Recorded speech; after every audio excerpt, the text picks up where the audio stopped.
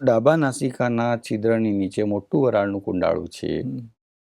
આપ જો કલાક પછી ફરીથી આ પ્રયોગ કરશો તો ડાબી નાસિકાના નીચે ફક્ત ટપકું હશે અને જમણી નાસિકાના નીચે મોટું કુંડાળું હશે. આ ઈશ્વરીય પ્રયોજન છે, કુદરતની વ્યવસ્થા છે કે દર કલાકે નાડી આપોઆપ બદલાય છે અને એના બદલાતા રિધમ પર મુહૂર્તો નક્કી થાય છે. આખું જે મુહૂર્તોનું શાસ્ત્ર છે. હવે એમાં પણ કેવું છે કે ડાબી નાડીનો જે સ્વભાવ છે એ શીતળ છે, ઠંડો છે, શાંત છે, પ્રેમાળ છે.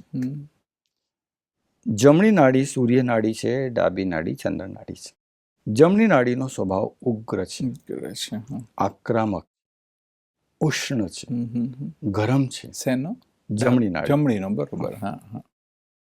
હવે જેને આખો દિવસ ચંદ્ર નાડી ચાલે એ સુસ્ત હોય, આળસુ હોય, 100 આળસુઓ મરી ગયા પછી એનો જન્મ થયો હોય, એટલી બધી એને વિલંબિત ચાલ હોય.